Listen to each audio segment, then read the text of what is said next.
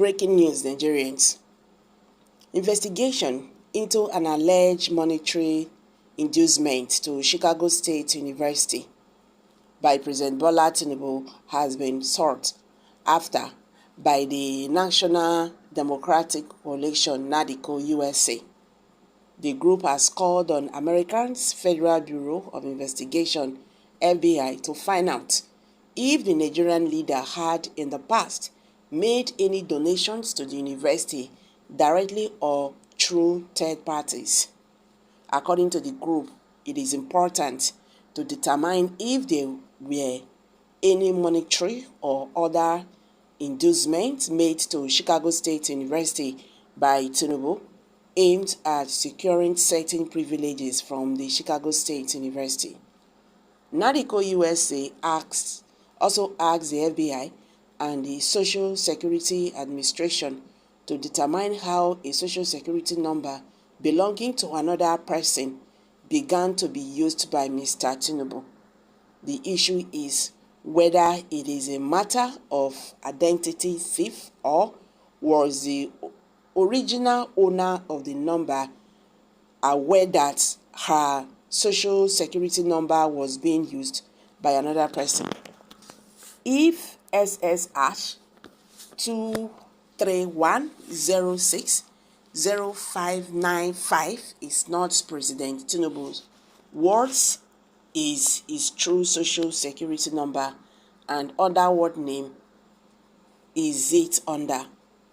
Who actually owns the social security number 231060595 written on the transcript that the Chicago State University registrar used as an exhibit that was attached to the deposition given under oath? We, as citizens of Nigeria from all over the world, are asking and requesting the United States University Accreditation Body and the Chicago State University Board of Trustees to look into this matter in order to clear the good reputation of the Chicago State University. NADCO USA is committed to struggle to save Nigeria from corrupt and bad leaders. We therefore seek your cooperation to help Nigeria do a thorough and complete background check on Mr. Bola A. Tinubu, an enigma that has constantly fought to hide his true identity. The world needs to know why President Bola A. Tinubu habitually goes to court to stop the release of his documents if he does not have anything to hide. Since Tinubu is now the president of Nigeria, it is in the interest of Nigerian national security and global security for the world to make sure that the man who presides over the affairs of the biggest democracy and economy in Africa is not a criminal, a certificate forger, or an identity thief. Nigeria, as the most populous black country in the world, must be handled with care, as the impact of a failed Nigerian state or in Nigeria where a criminality is institutionalized will be devastating to the world, especially if Nigerians start immigrating to Europe, America, and other parts of the developed world.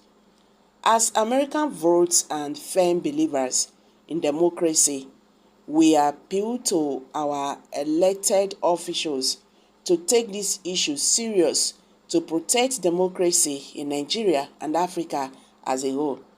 The group yesterday in a statement said that henceforth Nigerian African voters would be looking at candidates' records and responses to Nigerian issues before casting its votes.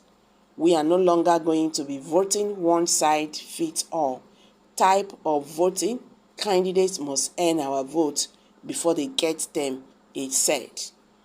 Meanwhile, this the same NADCO, the National Democratic Coalition, the USA, has demanded that, that President Bola Ahmed Tinubu should resign. You understand?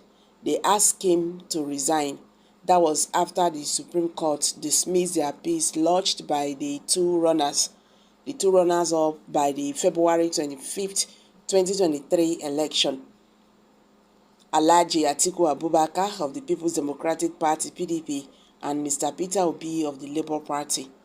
NADCO USA, in a statement issued to coincide with the Supreme Court judgment, also demanded the immediate resignation of the Vice President Kasim Shettima, the Senate President Godwin Akpabio, and his Deputy Jubrin, as well as the Chairman of the Independent National Electoral Commission (INEC), Professor Mahmood Yakubu.